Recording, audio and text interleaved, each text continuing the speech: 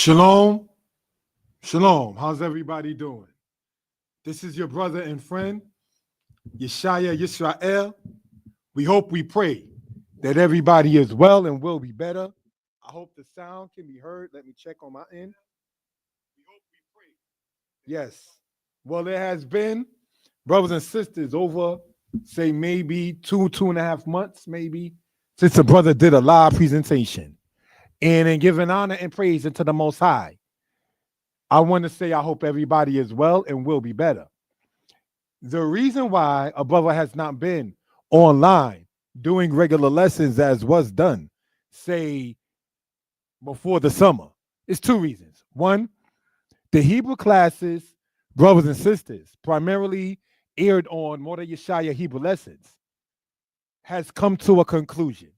We started in the very beginning. Aleph, Bet, Gamel, Dalet.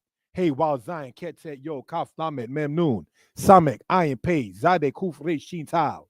We went from that to putting the meanings of those letters and then words connected with the letters with vowels, explaining why there has to be vowels. And going from that particular point, brothers and sisters, being able to sit there and make sentences dealing with grammar, advertising the Hebrew books, which are still online for those who are interested. You can go to Amazon.com and type in Hebrew is Easy, Volume 1, or under the author name Yeshaya Yisrael, and you will see it come up, brothers and sisters, in that particular case. So that is something that we care to sit there and bring out for reference purposes. So after, from 2018 all the way, brothers and sisters, until this year, 7 years of doing Hebrew classes online, not trying to toot one's horn, for free, brothers and sisters, not where people had to pay membership on YouTube, not where people had to say and pay for Patreon or so regarding the Hebrew classes. The only thing a brother asks is you push and promote the book online and to your friends, and then say in that particular case. So again, the Hebrew books are still online, giving honor to the Most High at Hebrew is Easy, Volume 1, or under the author name Yeshaya Yisrael. It has been over, say, 2.5 months that a brother has done history lessons. The reason for that, brothers and sisters, is because, well, don't take this the wrong way, kind of ran out of content to talk about without being one who was regurgitating things. We've gone over on the platform, Mordeh Yeshaya history lessons, the matter of the Israelites in Egypt, showing the evidence that the book of Exodus talks about external to the Bible. We've gone over the matter of the kings of Assyria in connection with the kings of Israel and the kings of Judah. We've gone over the matter of the kings of Babylon in connection with the kings of Israel and the kings of Judah. Brothers and sisters, how that history between the matter in part with Carchemish and the matter with Josiah, king of Judah, going all the way down to King Zedekiah and what happened in the 6th century BCE under the rulership of the Babylonian king Nebuchadnezzar, and what happened in that particular case was discussed heavily on that platform. We discussed, brothers and sisters, the external matters before that of Solomon, David, the matter with Ahab and Jezebel and archaeology, brothers and sisters. We discussed on that platform Mordeh Yeshaya history lessons. The class is still up there, giving honor to the Most High. In regards to the matter of the kings of Persia and Media, Cyrus, all the way down to Xerxes, and what happened, according to historians, in relation with the nation of Israel, namely the Murashu records, for those who are interested. We've talked, brothers and sisters, namely upon the video called From Jerusalem to the Hood, Part 4, which is still online, giving honor to the Most High, about the matter with the Greeks and the Israelites. What happened during the timing of Alexander, the son of Philip of Macedon, and what happened with his generals and the Israelites. Ptolemy, brothers and sisters, being one. And the matter with the Pinion battle with Seleucus, brothers and sisters, and what happened in 198 BCE.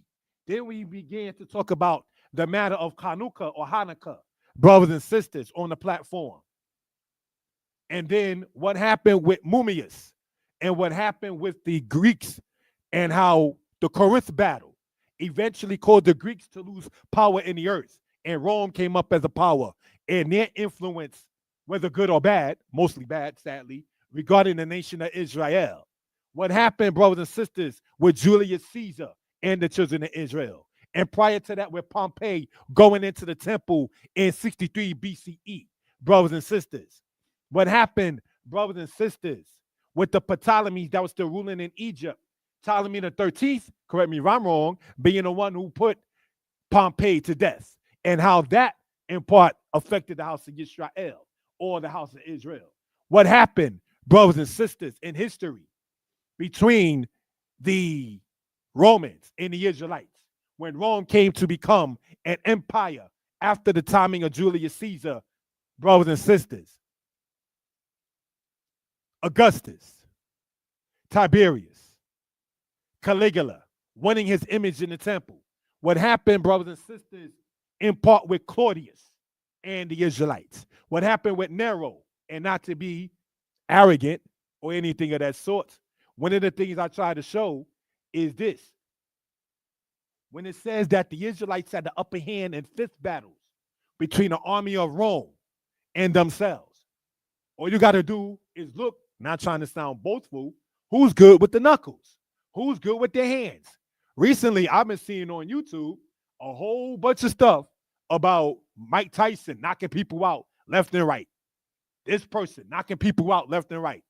Well, during the time of Nero of Rome, it's been noted in history, brothers and sisters, that the Israelites were good with their fists. Who in the world is known to be good with their fists? Did you know Frederick Douglass knuckled down his slave master after getting beaten by him and then ran away? And this is not to promote violence. Do you sit back and think, long before that, when Moses defended the daughters of Jethro, that he just spoke to the shepherds and sat there and said, hey, don't bother these ladies? No. Moses laid those hands on them. What did David say centuries after Moses? I'm going to take your sword, cut your head off, and I'm going to drop you right here, Goliath. That's essentially what David was saying. This is not to talk tough. This is not to talk street, but this is just things to point out. So now when a brother giving thanks to the Most High, shalom, my brother Tishama, is in the spirit and want to recap on what's been going on with one's life. One of the last videos I made was lessons between me and my daughter. And that is who I've been spending a whole lot of time with. Holy day, other day, any day, spending time, wanting to chill. And for those who do know, my princess is going to be a grown woman soon. So I want to sit there and get as much time before she goes off and be married. Because at that point, well, I won't have as much time because she'll be a grown married woman. And this is why us men who have daughters, not to say women who have daughters, but us men who have daughters, you got to spend as much time as you want and can. Because they're eventually going to tell you they want their own time. And what do you do then? See? So this is saying, just to say, point out for reference purposes. You know? So the brother just asked me where I've been. Well, Aki, shalom, my brother Tishama. With the fam, immediate fam. On the seventh day, sometimes what I've been doing is just relaxing, laying out in Jersey with my little princess and so forth and so on. Studying, reading, learning from her, getting her understanding on certain things, and me having more time with the little princess giving her understanding to the best of my ability. To answer your question, my brother, thank you for asking. And I ask you too, Chishama, my shalom ka, shalom tov. Yes, I am well. Thank you for asking, Aki. So now, when we are on these particular platforms this day, Mordeh Yeshaya Torah lessons, there's a presentation on it going from Exodus 1 to Exodus 40. Talking everything from the Exodus itself to when they built the tabernacle. So what can we ascertain in part from that is this. In building the tabernacle, when you free, you still got obligations. It wasn't they get out of the land of Egypt, out of the house of bondage, and then they sit and chill and do absolutely nothing. Your work is still required. You understand? And so these are things to point out for reference purposes. Now, what I was just talking upon was speaking upon these particular platforms, the history of the platform Mordeh Yeshaya Hebrew lessons, the history of the platform Mordeh Yeshaya history lessons, and the platform Mordeh Yeshaya Torah lessons. Most of the subscribers, and I thank you all for subscribing, come from the platform Mordeh Yeshaya Torah lessons. You understand? The Hebrew classes, not to be funny, they're done. And what I mean by that is, like stated, we went from the very beginning, the Aleph Bet, all the way to taking pronouns with verbs that are conjugated in the past tense and putting them together. What am I saying? A pronoun takes the place, essentially, if I'm not to be mistaken, of a noun. Right? Okay, now, Ra'ah in Hebrew means to see. We're not talking har'ah, meaning to do wickedness or to be evil, from the word ra. No, we're talking ra'ah itself, meaning what? To see. Ra'iti, past tense, conjugated. I saw. Ra'iti ka, I saw you. We went through all of that. We went through the prefixes, how that works in the future tense, how that works in changing a verb, brothers and sisters, to a noun. Tabak, meaning to slaughter. Bitabak, putting the mem first, makes that the word kitchen, brothers and sisters. Ashan, to smoke. Ma'ashena, chimney. Because from the chimney, brothers and sisters, comes smoke. That's how Hebrew works. We went through all of that on that platform. And I was just discussing too, brothers and sisters, about the matter of saying you have Mordeh Yeshaya history lessons. I ended up talking about what happened with Nero and the Israelites. And then after Nero, you eventually get right down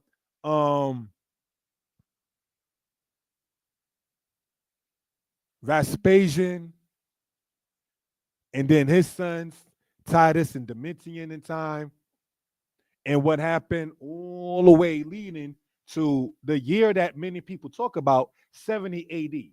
But let me say this real quick. When you hear people speak upon 70 AD, that war that was in commence started in 66 AD and it ended in 73 AD. I believe the reason why 70 AD is highlighted is because that's when they burnt the temple. But the people were still fighting after the temple was destroyed. Rome, in order to get to do anything against Israel, had to move like a snail. They had to move underground. Because if you remember just talking about what happened with Israelites and Nero, historians point out that the Israelites were good with their fists. So they couldn't go against the sons of Judah and the sons of the Levites just head on. They had to sit there and dig and tunnel under the ground and then come up under the temple in order for it, say, to be burnt in that particular case. If you know what happened with Rome and the Israelites, speaking upon already the matter with Nero and the Israelites slinging a fist down upon the Romans, before that, they used to use catapults from where the temple was, the roof area there, and throw bricks on the Romans itself. So Israel, when Rome attacked, was not on some turn the other cheek kind of matter. They were really fighting hard. So where now when you get to Titus and you read about the matter with Titus in that matter, he had to sit there and come with different kind of legions. and go up as stated in Josephus underground in order to sit there to do what he minded up doing. The Arch of Titus, brothers and sisters, that you see in history, also shown on the platform, was made by his brother Domitian. Some people say Domitian had Titus assassinated. That's up in the air. But what I'm saying and what I'm attempting to convey is speaking upon the history of these platforms, what a brother has been doing, and why the platforms, not to be funny, were kind of dormant, is because, let me say this again, the Hebrew platform had nothing else to really add to it. From 2018 to 2025, we went over a whole bunch of stuff. Lesson 1 all the way down to lesson 53, in and off in the Hitpael stem. And then going into biblical Hebrew for those who sit there and get into it. Again, not to be arrogant or free. Not on membership where you had to pay $2 a month, $5 a month. Not on Patreon. All of those classes were free and still online for free. What I do ask the people care to is you can go on Amazon and get the Hebrew books. Hebrew is Easy, Volume 1. And then it will show you the links for the others. Now, getting back into what I was attempting to convey and talk about what happened with the platform Moreh Yeshaya history lessons. After we stopped talking about the matter with Rome and it fell, mainly talking about the fall of the Western Roman Empire in 476 AD, not so much the Eastern with Byzantine in 1453. I'm going to explain what I'm talking about. What I'm saying is I wanted up focusing on the Israelites from the timing of Jeremiah all the way down into the timing of Dunuas and Ghana, talking about the children of Israel scattered into African places. Let me say this in due respect.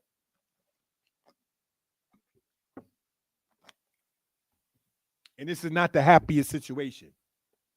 When Solomon wanted to assassinate Jeroboam, right, in the Bible, Jeroboam went to Egypt.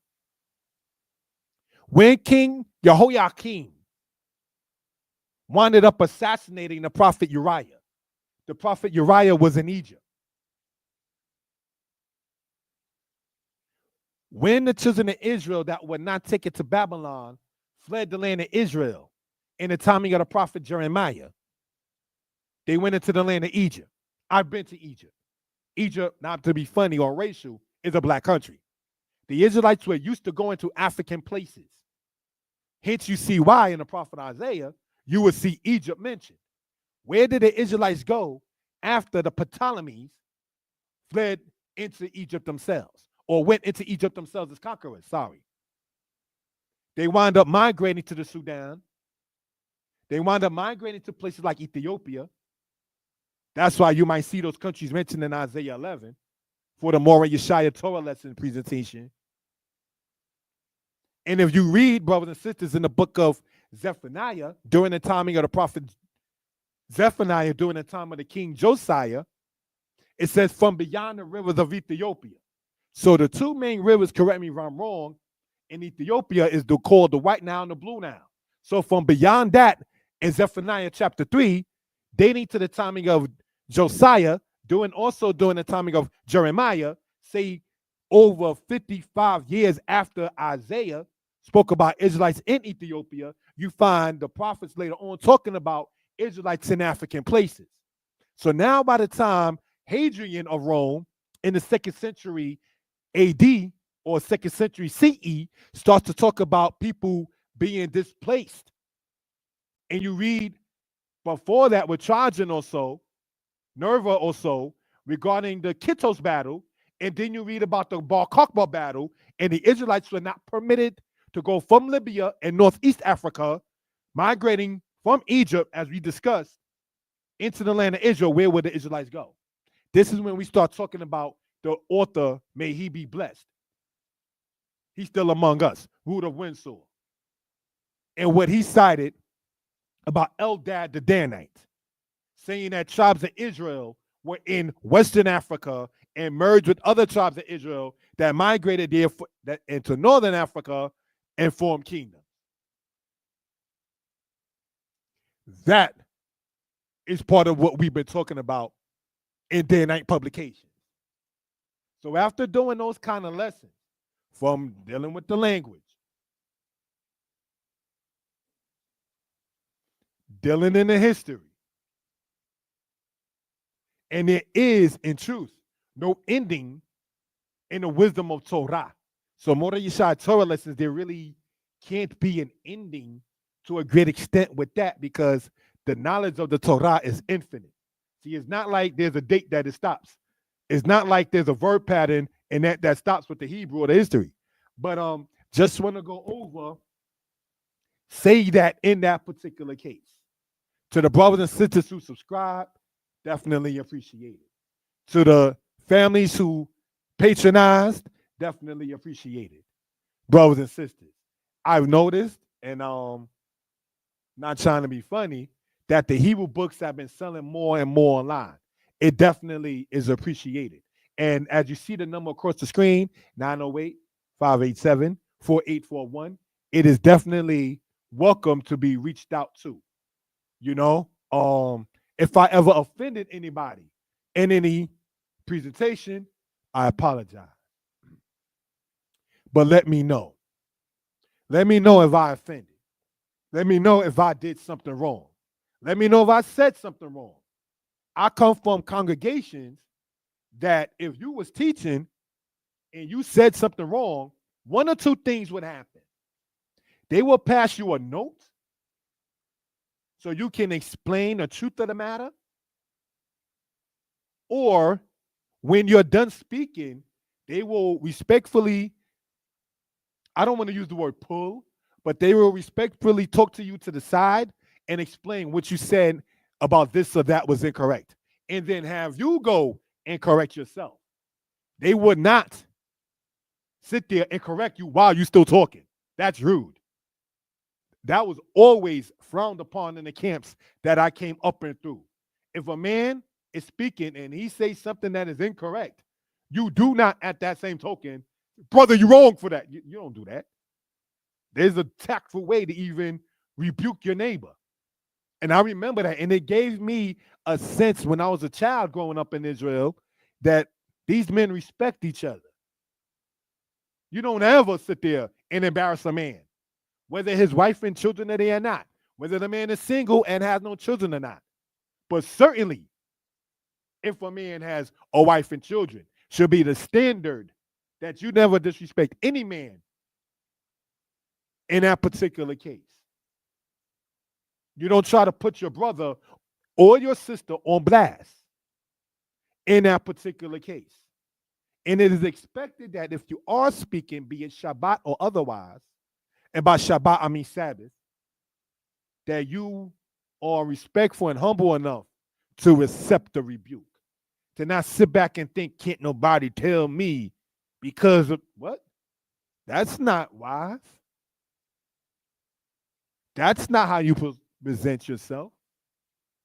And as a respected more meaning teacher, I believe that it is incumbent upon us to cite your sources, state where you get your info from. It don't make you any less of a more. You have some people, and it's not to be rude,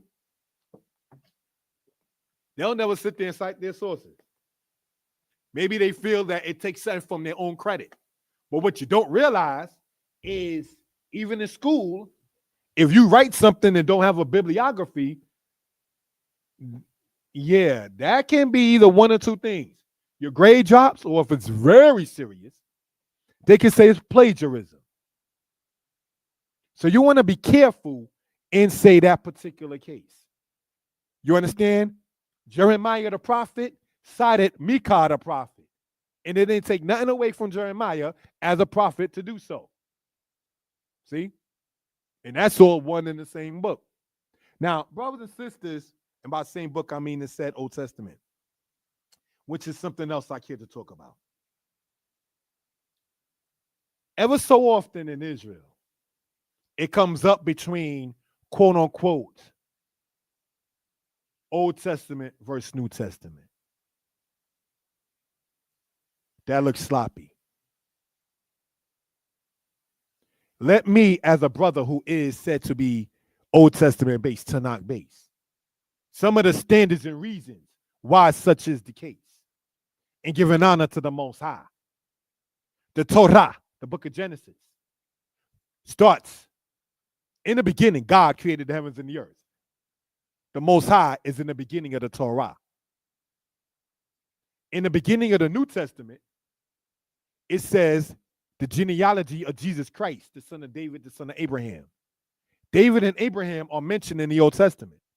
So you cannot go into the New Testament, say you're going to understand it, and then say that you're not going to go into what you incorrectly, and I say you in general, call the Old Testament. There have been brothers and sisters who may have unsubscribed or not supported a brother because, well, Yeshaya is Old Testament based. Yeshaya does not, quote, believe in the New Testament. That's what it is in that case then.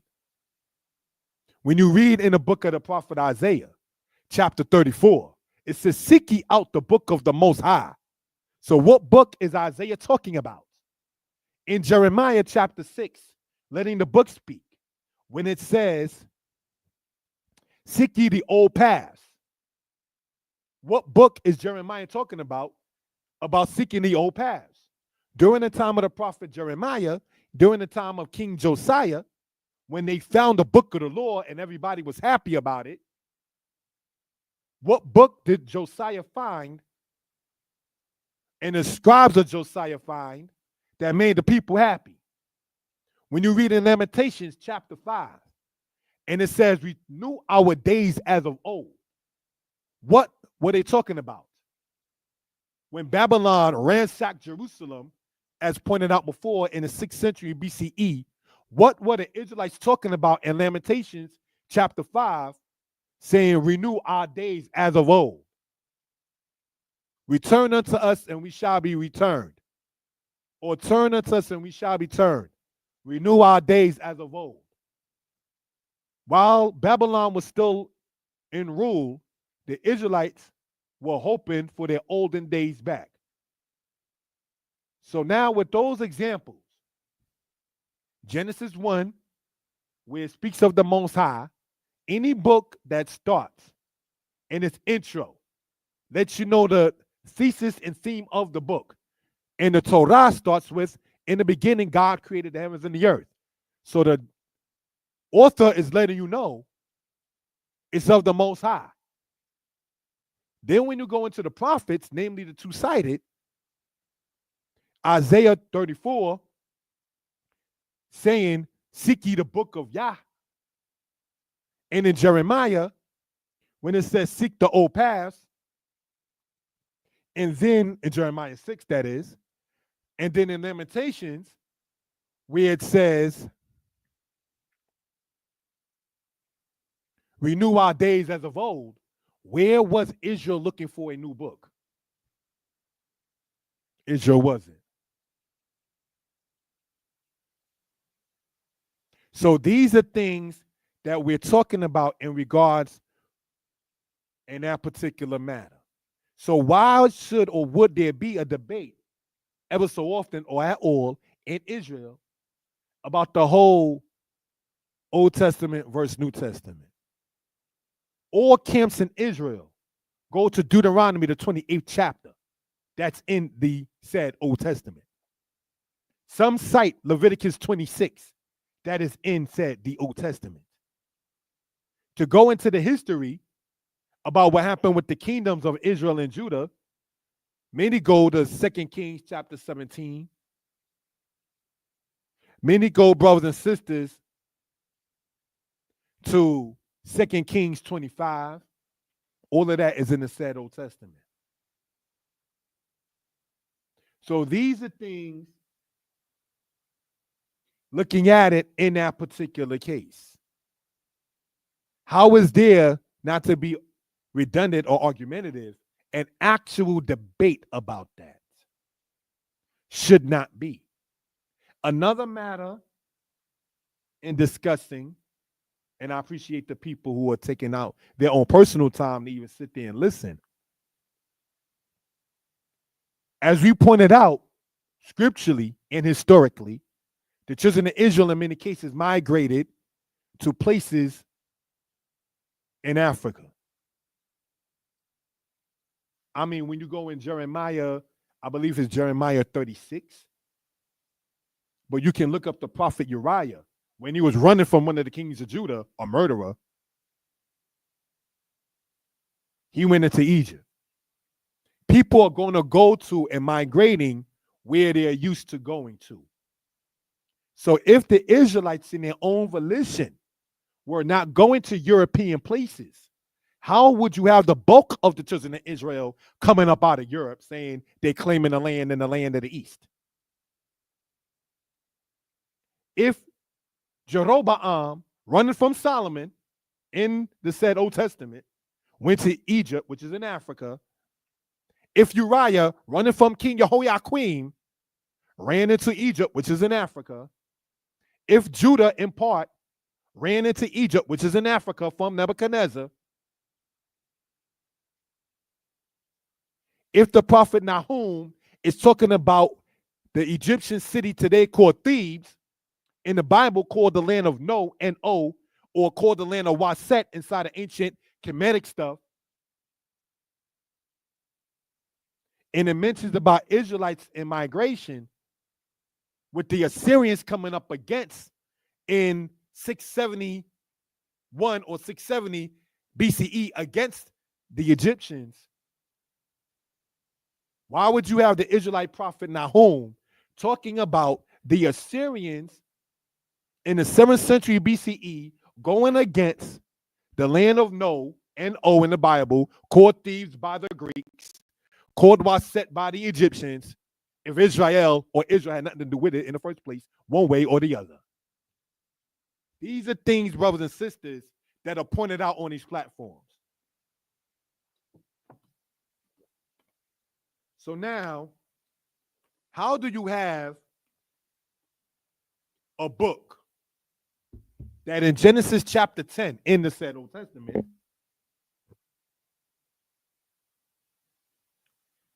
has it to where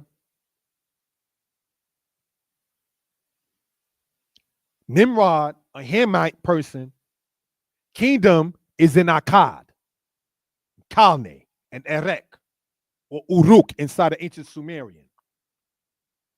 You read about, for the lack of a better term, African men of the line of Ham inside of the said, quote unquote, today Middle East, having kingdoms. So when you read secular books talking about the African presence in Asia, let's not sit there and wonder what that could be talking about, because Genesis chapter 10 gets into that kind of subject. These are things that we care to bring out and have brought out on these platforms over the course of time. How does that become important? One, it's in your book, House of Israel. That's not a typo. It's there for a reason. The other point that we care to sit there and bring out in that case is this. In light of what we're talking about,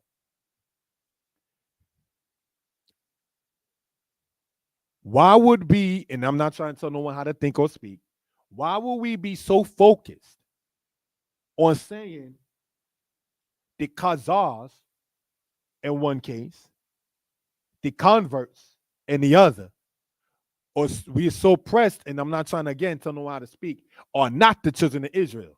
That's a known fact. In New York, there was a guy going up and down on what they call the 4 train, proclaiming the same thing about the European Jews. That's already, there's been books out, literature out, and so forth. You notice how the culture is taken slightly as a joke in some cases, maybe because you're not, say, the real people. But while we proclaim ourselves as the real people, do we take our days and times as important? Because these nations, they're getting ready for their Turkey Day hard. They sending emails out in the job. They're talking about this place will be closed and we're preparing. Get your turkey if you want it. These nations go hard for their days. Well, we, the House of Israel, while proclaiming us not to be racial or colorblind, quote unquote, the black man, the true House of Israel, while we know this is ours, Why do we play with our days and times? In Jeremiah, not trying to play prophet because I'm not, it says, go over and look at Kedar and see if a nation changed their no gods. So why does Israel replace their glory for that which doesn't profit? So while we proclaim these people, the Khazars, coming out of the bulk of Europe, where Israel did not go to in bulk, and by Israel I mean the people, how are they topping us in our days and times? How they got more unity on Shabbat than we do? How is their booth looking a certain way in Sukkot than ours? How are people that we tell the world in books, online, offline, citing people like Arthur Koestler in his book, The 13th Tribe, they not to quote the real Jews? But then they got more unity in their attempt to do the laws of Leviticus 23 that was given to a people of color than the true house of Israel. This is not a competition thing. It's a wake-up call that one is saying is like, in the thing I said, I have a message. You can't say that the people are fake and then sit there and turn around and see them doing better than you and what's yours. That makes no sense. Or as they say in the street, make it make sense. They're fake, doing your real culture out you. That does not make any sense. And it will never make any sense. Why do we have different calendars in Israel? Let's explain, brothers and sisters. In the scriptures, when it says the Most High's covenant with the day and the Most High's covenant with the night, is that has nothing to do with us in the covenant that we have with the Most High. That's his covenant with the day and his covenant with the night. Let me give you an example. The time that Jacob fought the angel, and the angel said, the day breaketh, I must go. Jacob could have still been walking, still been fighting, but the covenant that the Most High had with that particular Malach or angel in the day and night caused this particular Malach in the book of Genesis to have to go away from Jacob. That Malach was on a commission to not be in the daytime on earth fighting a human. His time was at night, apparently. Yet, as a man, we can fight in the day and night. So I point that out to say in Jeremiah, when it says about the Most High's covenant with the day and the night, does not affect us. So now, if a man has a nocturnal emission, that's to say, in layman terms, a wet dream, on a quote Friday night, he's unclean until the Saturday night. If a man has an uncleanness and does not wash himself up, which is something should not be, he's unclean until he washes himself up. When a woman has her uncleanness, she's unclean 7 days. So if her uncleanness comes to her at 3 a.m., which is still nighttime, dark if you will, she's still unclean. So now, during the daytime, so how do we have it where Israelites are, no disrespect intended, misquoting Jeremiah when it says the Most High's covenant with the day and night, to say that the Sabbath day is only the daylight part, when we know as men and women, we can do some of the same things in day and night. The Malachim, the heavens, the Malachim, the angels, me and Hashemayim from the heavens, they can't. They may have their own particular schedule.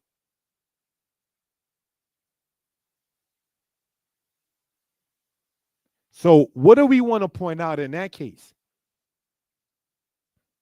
You can't say that the Sabbath day, if you're getting unclean Friday night, means that the Sabbath is only in the day when the sun come up.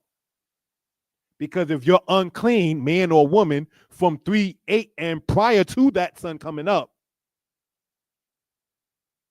you're still unclean. And that's part of the covenant laws in Leviticus that the Most High made with the house of Israel. Do the Malachim like the one that fought with Jacob, does he get unclean? I would think not.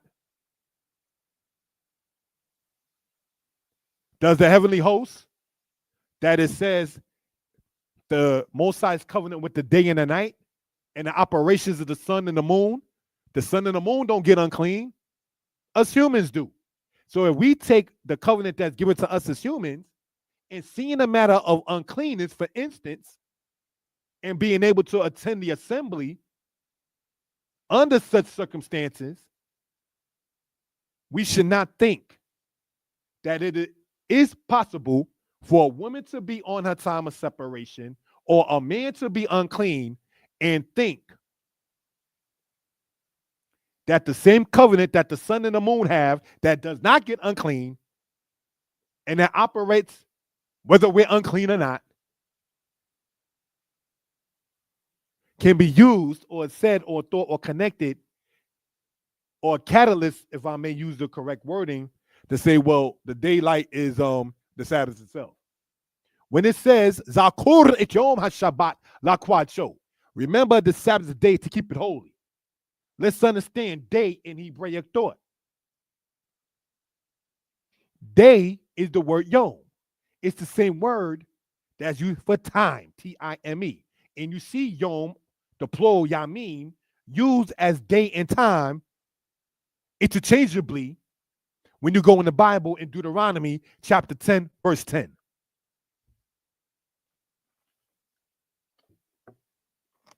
If I can, let me pull that up.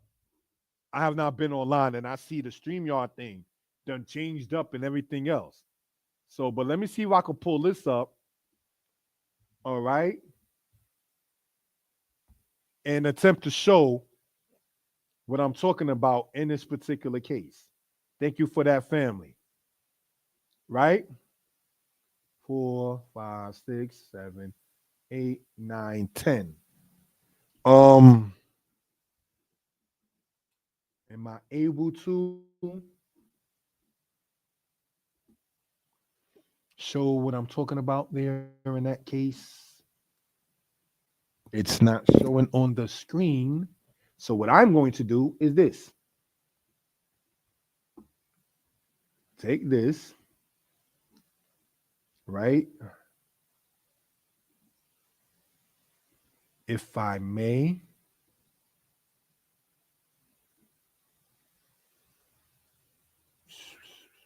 Hopefully everybody is well and will be better, right?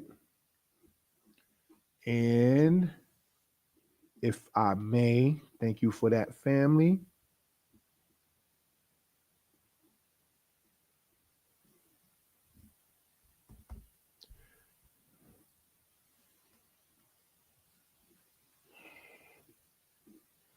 All righty. I thought I was going to be able to show that there. Maybe this will show it. Let's see.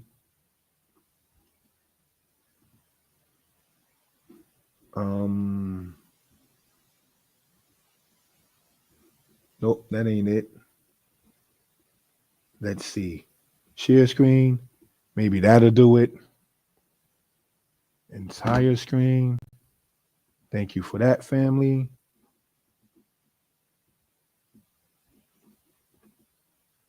And now let's see if that'll work. And it appears to so in that case. And if that is the case, then I may be able to do it from here. Let's see if I can see it on mine. If it shows, and it looks like it is. All righty. So now let's look at this. Thank you for the timing, family. I had to do the share screen. See, it's been a minute. All right. Deuteronomy 10, verse 10. Now I stayed in the mount as at the first time, 40 days and 40 nights. And Yah hearken unto me that time also. Yah will not destroy thee. Now, in the Hebrew, we want to point out, if we will, being Hebrews ourselves, right? If I may, let's go back here and pull this up. Let's see if that shows in the PowerPoint. One I just made. And it does. Now let's look, family. I usually like to use the Times New Roman because I'm used to it in that particular case. In that particular matter, right? And let's look. It says, remember, Hebrews read from right to left. Wa anoki amati bahar kayamim harishonim. And let's look at this right here. Right? Just showed there in the bold. The first days. Yamim means days from the word yom. Arba'im yom, meaning 40 days. Wa arba'im laila, and 40 nights. Now, brothers and sisters, if we know that Yamim here, right, shown in the yellow is days, and Yom is the singular of shuts. We're going to show this in the green. Then, if Yom meaning day cannot mean time, we will read Deuteronomy 10:10 as this. Now I stated an amount as at the first time 40 days and 40 nights. No, we will read it, sorry, as this. Now I stated an amount as at the first days, 40 days and 40 nights. See, that's why Yamim, the plural of Yom, can be interchanged between day and time. So now when we read, brothers and sisters, about remembering the Sabbath day to keep it holy, if we will, right? What are we reading? Remember the Sabbath time to keep it holy. See how easy that was? And it's not trying to be arrogant or funny or nothing like that. So, brothers and sisters, we hope, we pray that there's no way that we're going to sit back and think that the Sabbath can only be, in quote, the daylight, because it says, remember the Sabbath day. Now that we have an understanding of day and time in Hebraic thought. And the citation that we just got this from comes from the scriptures in Deuteronomy chapter 10, verse 10. Are there any questions? Please let us know. So, family, and giving honor and praise unto the Most High, the Creator, the Maker of heaven and earth, the one who sees all and is not seen, the one who judges all and is not judged. We hope, we pray that everybody is well and will be better. Thus ends the matter of it's been a while and the message to bring forth. You understand? Somebody typed in this. Let me see. There's a recent teaching. That ain't recent, brother or sister. I don't know. Magneto Black. I don't know if you're a brother or sister, so I say brother or sister. There's a recent teaching that we cannot keep the Sabbath in captivity from a so-called Yah only Israelites now. Nah. At first, and I don't mean no disrespect, I say brother or sister because I don't know your gender. But that ain't new. Let me, if I may, I wasn't going to use my camera, but let me try to, if I may, explain something. Brothers and sisters, if you can see the camera,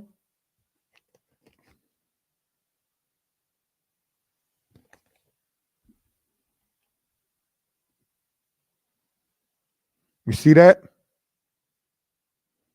That's why Israelites say you can't keep Sabbath. They want a lot of these.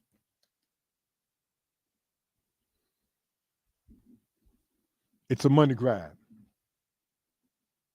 That's why I made sure I took the dollar that I had to show that. Israelites who are teaching that we cannot keep the Sabbath want that bankroll that comes with the job, the career, if you will, too.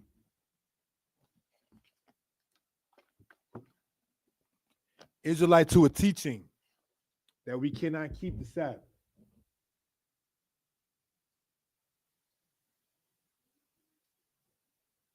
She look good. They ain't gonna miss that date Friday night. They're gonna take her out after they got paid Thursday or Friday. They already put that inside the Zelle thing. They already put their Cash App money aside to take her out while not teaching her the commandments. You can't. How can you? You out on a Friday night going into Saturday morning. You already booked the hotel for the sweetheart. Essentially, men who teach that you cannot sit there and keep the Sabbath is based upon money and wanting to deal with a lady. We're going to keep it, not trying to be funny, just showing $1 a buck. That's what it boils down to. Because you have to sit back, not to take the time away. You have to sit back and what will make you want to say that we can't keep a day of rest? Let's think about the word Shabbat, right? We went over the word Yom. We went over the word Yamin. The word Shabbat itself means cease. It's a verb too, you know that. Shabbat means to cease. Shabbati means I ceased. So how in the world, not trying to be funny or talk worldly, because that's something I stopped on the platform, don't deal with profanity. But how in the world you're going to say that you can't keep a day of rest? That you can't cease from work? So what then is it that's causing you to say that you can't keep it? You can't say, like some have,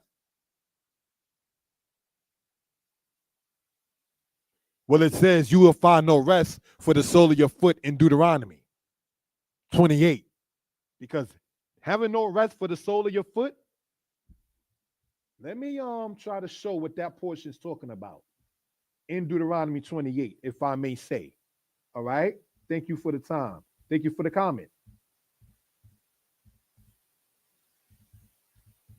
So I want to show what kind of matter that's talking about when it says no rest for the sole of your foot, if we will, right?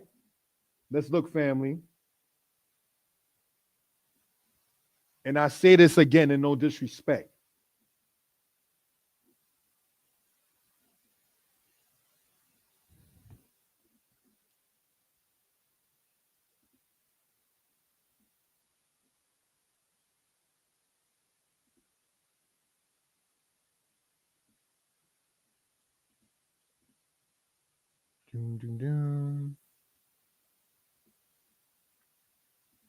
Thank you for that, my friend. Let's look, if we will.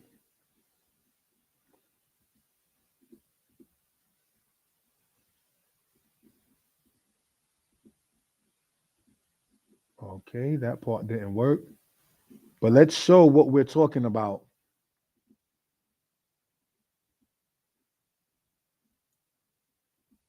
In, say, that particular case. All right?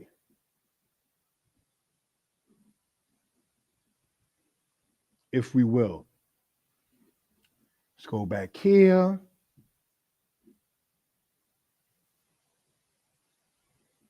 Let's look in this. Can that be seen? Looking at it in that particular case. We want to show, yeah, I see it on mine. See, that's what happens, like Deuteronomy talking about when it says no rest for the sole of your foot. You got one person on the side holding his brother. You got elders holding the babies, and they're escaping slavery while being pursued by the enemies. We're not being pursued by enemies. We're being pursued by your lust and desires, by your disrespect and your lack of understanding of discipline. Because see, Shabbat, Sabbath brings a discipline. The people that you see there shown with Harriet Tubman, that is no rest for the sole of your foot. They can't keep Shabbat. So now when we start talking about prophecy in like Deuteronomy 28, in that particular case, we don't want to have to go back to the 19th century running away with an axe to sit there and kill a dog that they got pursuing you, where your body lays there in Deuteronomy 28 with none to bury them, like it says in Psalm 79. We don't want that. When Babylon was besieging, as we spoke about in the 6th century BCE, to collaborate what you just stated, my brother or sister, they could not keep Shabbat in that particular case. So now when people say, like you pointed out, it is said because we can only keep it in the land, then how then could they not keep it while in the land when being pursued by Babylon? When Babylon had the city of Jerusalem surrounded and famine struck, how were they then able to keep it? They couldn't keep it then. So while they were still in the land, they still could not keep it. Just like we shown in the picture with the Harriet Tubman in captivity, they were not able to keep it. What it is, dudes want to take the lady out Friday night after getting paid Thursday or Friday, and they not giving up that overtime on Saturday. Let's just be a buck with it, Israel. You're not giving up that overtime on Saturday. It looks good on the check, and she looked good Friday night. That's what it is.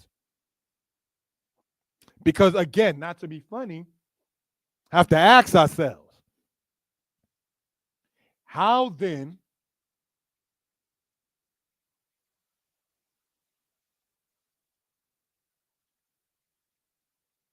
are you mentally able to say, don't keep a day of rest? Remember the Sabbath day to keep it holy. You want to tell people to not be holy? 6 days you shall labor and do all your work, which means that the Most High is giving you a time for you to handle your business. But the 7th day is the Sabbath to the Lord thy God. So not to be funny, the New Testament telling you that man is Lord over the Sabbath. No. It says in Exodus what it is. For the 7th day is the Sabbath to the Lord thy God. In it you shall not do any manner of work. And I'm not coming online professing to, in my 40-something years in the understanding of Israel, having been the best Sabbath keeper. I am not going to say that of myself throughout the course of my life. But you don't sit there and teach to go against the commandments of the Most High. You don't sit there and say you can go out there and sell venues and things like that because we're not in the land. That's wickedness. Because at that point, not to be funny, you worship in the land and not the Most High.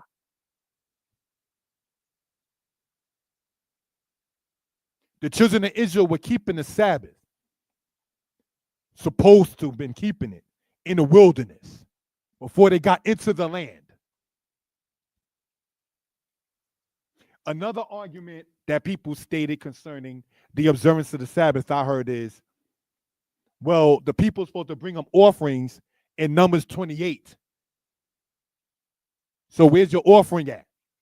The offering that is brought up, brothers and sisters, in Numbers 28, we're going to let the book speak.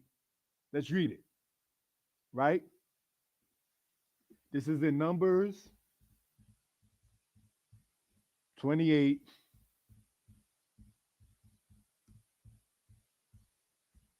And let's see what it says there. Because the truth is this.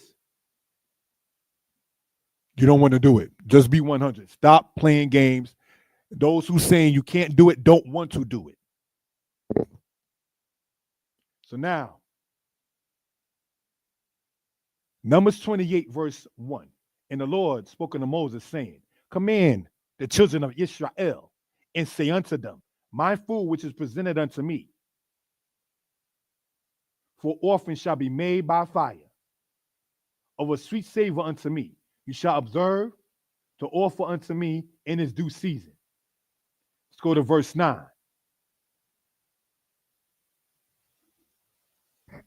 And on the Sabbath day, 2 he lambs of the first year without blemish, and 2/10 part of an ephah of fine flour for a meal offering, mingled with oil, and a drink offering thereof. This is the burnt offering of every Shabbat, beside the continual burnt offering, which means every day, and a drink offering thereof. So now we're reading here, it says, and on the Sabbath, 2 he lambs of the first year without blemish. Now let me ask, does every Israelite man or every Israelite family have 2 he lambs for every Shabbat every week? Can somebody in the comments answer that? Reading what we just read in Numbers 28, when it says, and on the Shabbat, the Sabbath, where it says, every Sabbath, 2 he lambs. Do you know how much money that is? How many shekels in the ancient world that is? Everyone doesn't have it like that. You read about the timing of, I think it's Elijah or Elisha. I think if my brother Shammah is still present, he could correct me, where the woman's oil had to sit there and be used again and again, whether it was Elisha or Elijah's time, because they were stuck in poverty. So everybody in ancient days did not have 2 he lambs. And the offering that was done, that was presented, was done in the sanctuary. So now if you're in ancient Israel on the east side of the Jordan, were you going over the Jordan every Shabbat to bring it? No. People are going to try to use things to say, we can't do. We can't do. And I'm not trying to play prophet when we say we don't have, while we keep saying we can't do. We wonder why the Most High is doing that with us, maybe. We're telling Yah we can't do. Now, what if the Most High say, I won't do? You want to talk about building a school, but you're arguing about keeping the 7th day. Maybe if we did it as a communal thing, we might see more communal things.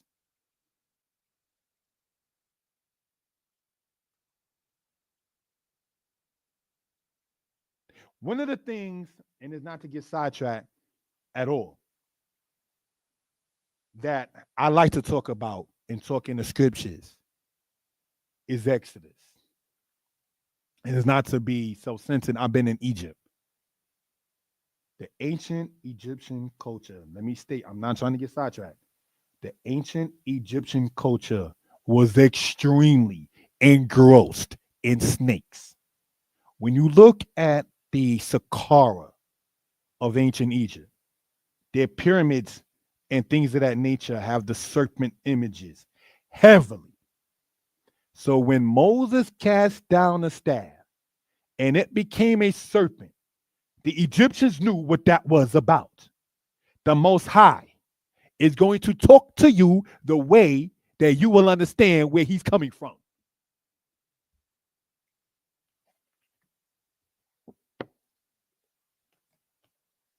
Do we understand what's being said?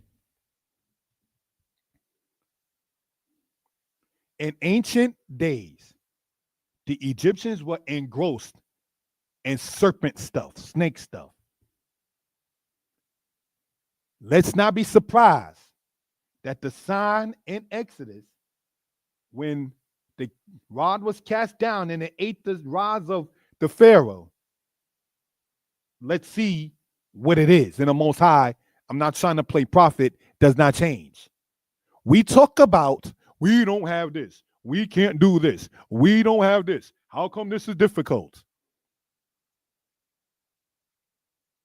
Are we being difficult against the Most High? And he's showing us, as it says, not playing prophet, your own wickedness will correct you. You must be wicked to try to say a man or a woman cannot rest. If Shabbat means cease, in other words, spiritually and physically, ceasing from work, and you're going to tell a brother or sister, get your behind up and go for Martha, what are you saying, brother? You're going to keep the language clean. You're going to tell me to go to work for the man? because many of us don't have our own businesses. So when you say we can't rest on Shabbat, who are you telling me to work for? I need you to answer that. Ak. Who are you telling me to put the clock in for? I've been spending many days, whether on or offline, with my little princess. Who are you telling me to go to work for on the Shabbat? Judah, Gad, the wolf of Benjamin, the warriors of Simeon, all these tribes of Israel that we talk about. I am asking, can somebody answer in the comment, when you say, I'm speaking in general, when anybody says that you cannot work, pardon me, that you cannot keep the Sabbath, meaning that you have to work, who are you telling me to go to work for, Negro? Are you telling me to sit there and take the place of the people Harriet Tubman tried to free? You a wicked dude, man. You're wicked to tell the children of Israel that they must work on the day that they're supposed to rest. See, now getting back in the book, right? When it says about Numbers 28, as we read earlier, let's read it again, if we will, family. All right? If we may. Does it show on the... Yes. Numbers 28, verse 9. And on the Sabbath day, 2 he lambs of the first year without blemish. These offerings that you're talking about and that we're reading about, or from the free will offerings that when you read in your own time, is in Deuteronomy chapter 12. The people would have already been bringing up offerings. So the ones that are doing the offerings that you see in Numbers 28 on behalf of the children of Israel are the Levites, the priests of the sons of Aaron. It's not the man that had the nocturnal emission, the uncleanness at 3 a.m. Saturday morning, quote unquote. He's not bringing that offering to the temple. He's unclean. So when it says 2 he lambs of the first year, it's talking about of the lambs that's already there when you read in your own time in Deuteronomy 12. But see, and it's not to try to sound arrogant or funny. You're not going to get to that part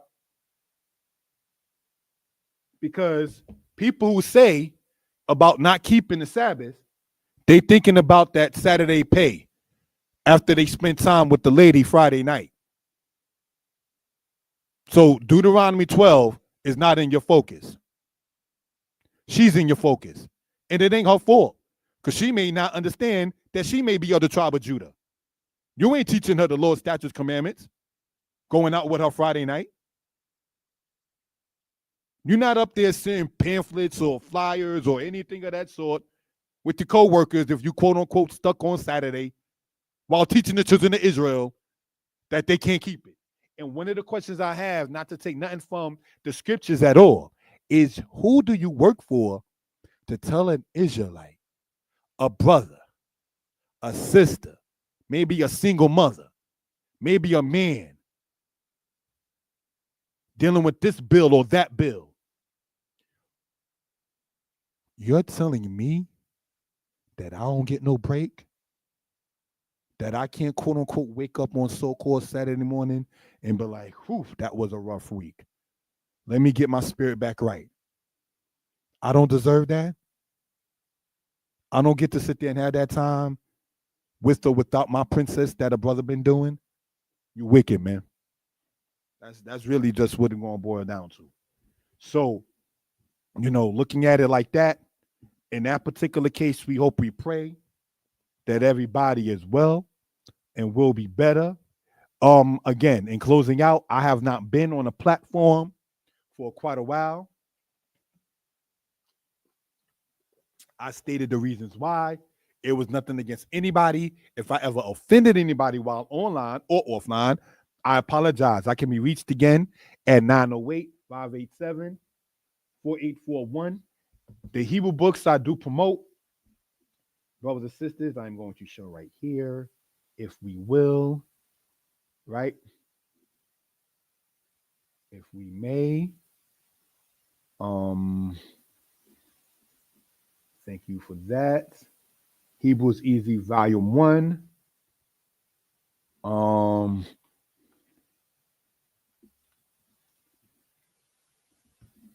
okay.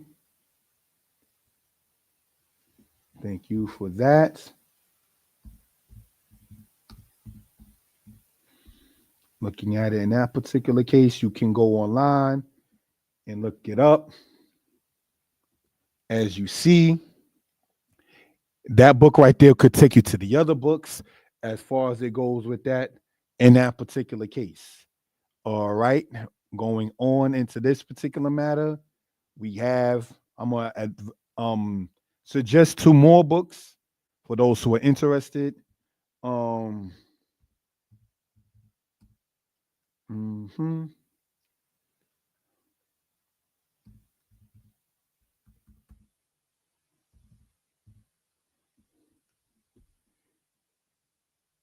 If I may, in this case, this is another book a brother wrote. Some like it, some may not. Old Testament Israelites response to Messianic Israelites, as we touched upon earlier. You can go online and get that as well for those who do want it. And a history book a brother wrote of the several, giving honor to the Most High. I suggest this one here. In this particular case. Thank you for that, family. Call this From Assyria to America. The cover is different online, but the content is still the same. You will see a blue cover online, but it's called From Assyria to America. All right. More so shown in this way with the matter there. I put in giving honor, may he rest in peace to my father. I authorize the history books in his name and the Hebrew and theology books in my Hebrew name. All right. So, and say in that particular case, hoping and praying everybody as well and will be better. Somebody said, what do you think of the BHS Hebrew Tanakh as good beginners? What is the BHS Hebrew Tanakh? I don't know what that is. Can you enlighten me on what that is? Thank you for the question.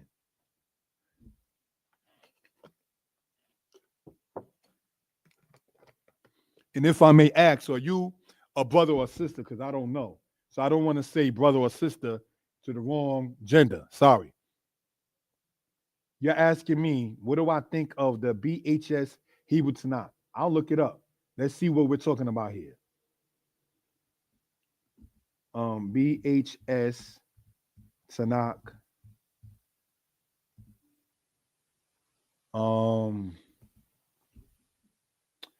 Okay, are we talking let me see.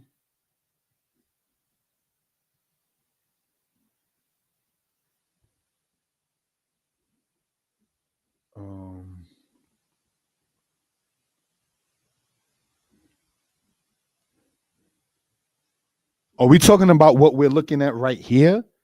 The JPS Hebrew English Tanakh, where it's like a brown cover, if I'm not mistaken.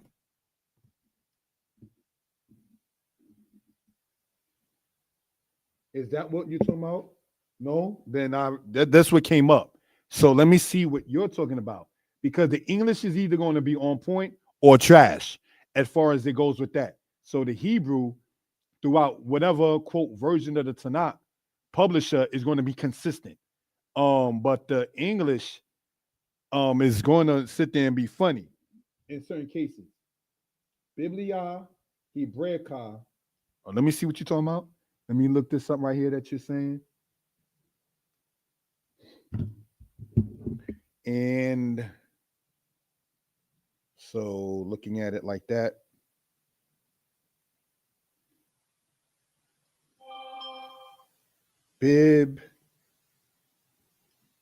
Biblia HebraIcast.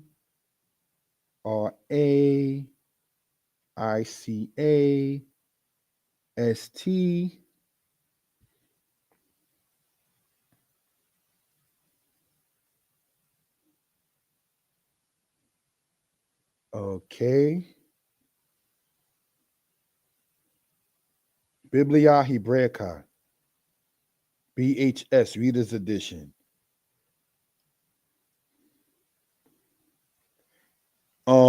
It looks like it's something to do with translation from Spanish. Not sure. So honestly, I have nothing to say yay or nay about it because, and I say thank you for putting me onto it. I'm not familiar with it, so I'm not going to say yay or nay for study purposes. In that particular case, I would have to see it more so in order to be able to sit there and say anything about it. And then hopefully that's a satisfied answer at the moment with the amount of knowledge that I have concerning that itself. So hopefully that's satisfactory at that particular matter. I think it says it's at Walmart when I looked it up on my phone, but yeah. Hopefully that was satisfactory as an answer in that particular case. So we pray that everybody is well and will be better. All right. We're gonna sit there and close out. Subscribe to the channel. Let me know what you think. 908-587-4841. Most High bless. Shalom, brothers and sisters. Shalom, brothers and sisters. Not going to be long. Just want to make a video regarding the matter of the name that we say we are and can lay claim to, giving honor and praise to the Creator and the Maker of heaven and earth, the Most High. This is the word here, Yisrael. Now, for those who say Hebrew has no vowels, they will say this is Yashara'Allah or Yashu Ra'al or Yashara'Allah. You see it different ways said by those who say Hebrew has no vowels. And this is no disrespect intended, nonetheless, but Ah is a vowel. It's a sound. What a vowel is in actuality is a written sound. So if you were to say this is Yashara'Allah, you're still saying vowels with it, just saying it as Ah. All right, so we just want to point that out. Now, next thing to point out with this, brothers and sisters, when we're saying Yisrael, this is the Yod, the Kirik, the Sin, the Shawar, the Resh with the Kwamat, and the Lamed with the Zareh. Now, let's look at this very carefully. This Yod that you see right here, right, making a Y sound, all right, serves as a prefix. So if you were to just say this here, the Sin and the Resh, right, it comes from the root word Sarah. The word Sarah in Hebrew means to contend, all right? So we want to point that out for reference purposes. So now this Yod serves as the third person, the third person masculine, singular, future tense. Why do we want to point out, brothers and sisters, the aspect of it saying in future tense is this? Because this word here, El, right? It comes from the root word ayil. The word ayil, brothers and sisters, means to have power or to be mighty or to have strength. So that's something we want to point out in that particular regard. So what are we saying, brothers and sisters, in this particular case? Is this Yod, all right, serving as a prefix, showing the future tense of this root word here, meaning as stated to contend. And this one here, El, translated loosely by saying God, speaking of the Creator. Yisrael would mean, brothers and sisters, El, the Creator, will contend. That's what that means in that particular case. So many times brothers and sisters would say that Yisrael means Prince of the Power. In spirituality, perhaps. But if you want to talk about the aspect of literal meaning, or if you want to talk about the aspect of linguistics, as opposed to just spiritual aspect of why Jacob was given that name, this is what we want to point out in that particular case. Now, as stated, this is not going to be long. Just wanted to point this out for reason and purposes and so forth and so on. All right. We want to emphasize, as been pointed out in other videos, that Yisrael is not from Isis, Ra, and El. That's something that was purported by Masons and people of that kind of nature to try to throw people off from the truth of what it is. You understand? It is not from Isis, Ra, and El. Isis is not even an Egyptian god or goddess. That's a whole nother subject. We're not going to get too far into that particular aspect. And brothers and sisters, El, we want to talk about a little bit, if we will. All right? Let's look at that. Many times people say that El was a Canaanite deity and then say that the Israelites adopted it. Saying El, brothers and sisters, is no different than saying the quote-unquote loose term in English, God. You understand? So if somebody said God in 1604 and then somebody said God in 2004, one did not borrow it. We have to just know and understand, brothers and sisters, what the speaker or author is talking and conveying. All right? So as pointed out, this word here, El, comes from the root word, all right, Ayil, which means to be mighty or to have strength. In Deuteronomy, the 28th chapter, verse 32, you read La'el Yadeka, meaning speaking about power in your hand. All right? Now, brothers and sisters, in the scriptures, before Ham came into existence, Ham is the father of Canaan, right? You had a person named Mahalalel, all right? And you have the word El in that man's name. So that's something we want to point out in that particular regard. You have Mahalalel, Mahalalel. All right, that's in the book of Genesis. All right, that was even before, brothers and sisters, Ham even came into existence, much less Canaan. So El, identifying power, mighty, so forth and so on, was already known among the people even before the Hamite dispensation came into the earth. All right, so we just want to point that out for reason and purposes. With that, shalom.